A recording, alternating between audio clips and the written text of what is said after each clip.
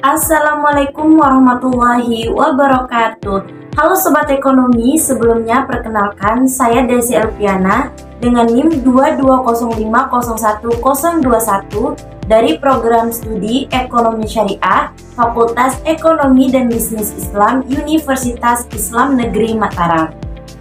Jadi dalam kesempatan kali ini saya akan mempresentasikan tentang rencana penelitian atau proposal saya yang berjudul Analisis Penerapan Etika Bisnis Islam terhadap Perilaku Pedagang Studi Kasus di Pasar Jumat, Desa Pengembur, Kecamatan Pujut, Kabupaten Lombok Tengah.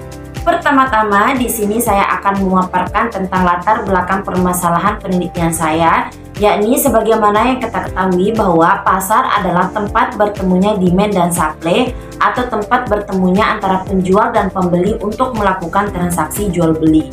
Dalam kegiatan sehari-hari, kita sebagai pelaku ekonomi tentu tidak akan terlepas dari yang namanya melakukan kegiatan-kegiatan ekonomi tersebut. Salah satunya yakni kegiatan jual beli. Menurut Marton, dalam konsep ekonomi Islam, pasar yang ada harus tetap berjalan sesuai dengan norma-norma dan prinsip-prinsip syariah yang ada. Namun seiring dengan perkembangan zaman dan ekonomi yang sangat pesat menimbulkan persaingan antar bisnis yang semakin tinggi yang menyebabkan para pelaku bisnis mengabaikan etika-etika bisnis Islam tersebut yang dimana membuat mereka menyimpang dari yang seharusnya mereka tetap berpedoman pada nilai-nilai syariah. Etika bisnis tentu sekali harus tetap dijadikan sebagai pedoman dalam melakukan semua bentuk kegiatan ekonomi untuk mencapai kemaslahatan dan kesejahteraan dunia dan akhirat. Akan tetapi dalam hal ini khususnya di Pasar Jumat, Desa Pengembur, Kecamatan Pujut, Kabupaten Lombok Tengah, penerapan etika-etika bisnis Islam tersebut belumlah sepenuhnya diterapkan. Hal ini diperkuat sebagaimana hasil wawancara awal yang dilakukan peneliti kepada dua informan, yang dimana wawancara pertama dilakukan kepada Ibu AA.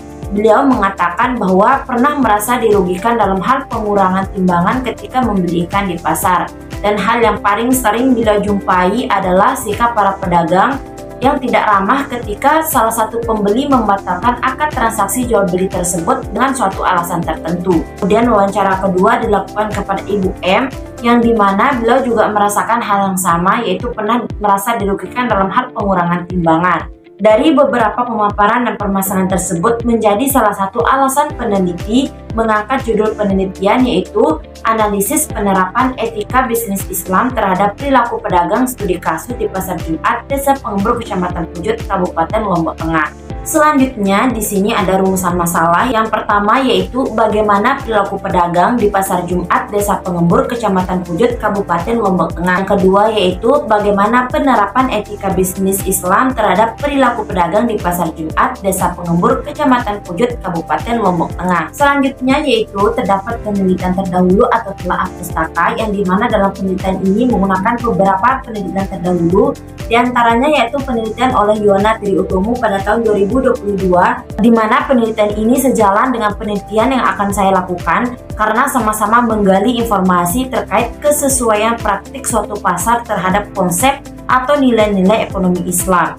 Penelitian selanjutnya yaitu oleh Pipit Putriani DKK pada tahun 2023. Penelitian ini bisa menjadi pemandu penelitian yang akan saya lakukan karena sama-sama meneliti terkait penerapan etika bisnis Islam dalam konteks perdagangan. Untuk kerangka teori, di sini saya menggunakan 3 kerangka teoritik. Yang pertama yaitu teori etika bisnis Islam, yang dimana etika bisnis Islam adalah tindakan atau akhlak dalam menjalankan suatu bisnis yang sesuai dengan konsep atau nilai-nilai yang tertanam dalam ekonomi Islam. Kemudian yaitu aksioma-aksioma etika bisnis Islam, diantaranya yaitu tauhid, keseimbangan atau kesejajaran, kehendak bebas, dan tanggung jawab. Nah, untuk dasar hukum etika bisnis Islam terdapat pada Al-Quran Surah An-Nisa ayat 29. Etika bisnis dalam pasar diantaranya yaitu khiyar atau hak membatalkan atau melanjutkan suatu akad. Kemudian yang kedua yaitu menghindari jual beli yang diharamkan. Yang ketiga yaitu larangan banyak sumpah kata. Yang keempat larangan melakukan itikad. Dan yang terakhir yaitu membangun hubungan yang baik. Kerangka teori yang kedua yaitu teori perilaku pedagang. Nah, ada beberapa faktor yang mempengaruhi perilaku pedagang tersebut, diantaranya yaitu faktor eksternal dan faktor internal. Kerangka teori yang ketiga yaitu teori jual beli. Dasar hukum jual beli terdapat pada Quran surah Al-Baqarah ayat 275. Selanjutnya yaitu jual beli yang dilarang.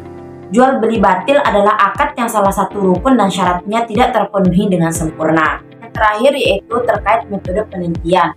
Yang pertama di sini pendekatan penelitian, di mana dalam penelitian ini menggunakan pendekatan yang bersifat kualitatif deskriptif. Yang kedua yaitu jenis peneliti. Kehadiran peneliti di Pasar Jumat, Desa Pengembur, Kecamatan Pujut, Kabupaten Lombok Tengah sebatas sebagai pengamat penuh dan kehadiran peneliti sudah diketahui oleh informan. Dan untuk lokasi penelitian yaitu di Pasar Jumat yang letaknya di Desa Pengembur, Kecamatan Pujut, Kabupaten Lombok Tengah. Keempat yaitu sumber data, di mana dalam penelitian ini terdapat data dari dua sumber yaitu data primer dan data sekunder. Dalam penelitian ini yang termasuk dalam data primer ialah data yang diperoleh langsung dari hasil observasi serta wawancara dengan pihak informan. Informan yang dimaksud dalam penelitian ini yaitu para pedagang di Pasar Jumat, para pembeli di Pasar Jumat, pengelola Pasar Jumat, Desa Pengembur, Kecamatan Pujut, Kabupaten Lombok Tengah. Selanjutnya yaitu teknik pengumpulan data. Yang pertama yaitu observasi atau pengamatan. Dalam pelaksanaan penelitian ini, peneliti menggunakan observasi partisipan. Nah, selanjutnya yaitu wawancara. Dalam melakukan wawancara, peneliti menggunakan suatu pedoman wawancara tak terstruktur. Teknik yang terakhir yaitu dokumentasi. Dalam penelitian ini, peneliti mengumpulkan data menggunakan metode dokumentasi yaitu berupa catatan tentang nama-nama pedagang, perilaku pedagang yang ada di Pasar Jumat, dan mendokumentasikan gambar ketika peneliti melakukan wawancara dengan sampel penelitian atau para pedagang yang ada di Pasar Jumat serta profil di Pasar Jumat tersebut. Kemudian yaitu teknik analisis data, di mana di sini menggunakan reduksi data, penyajian data, penarikan kesimpulan dan verifikasi. Kesimpulan awal yang dikemukakan mengenai masalah atau rumusan masalah masih bersifat sementara. Kemudian yang terakhir yaitu pengecekan keabsahan data, yang dimana menggunakan triangulasi, pembahasan teman sejawat, dan kecukupan referensi. Nah teman-teman, sekian presentasi dari rencana penelitian yang akan saya lakukan. Sekian, wassalamualaikum warahmatullahi wabarakatuh.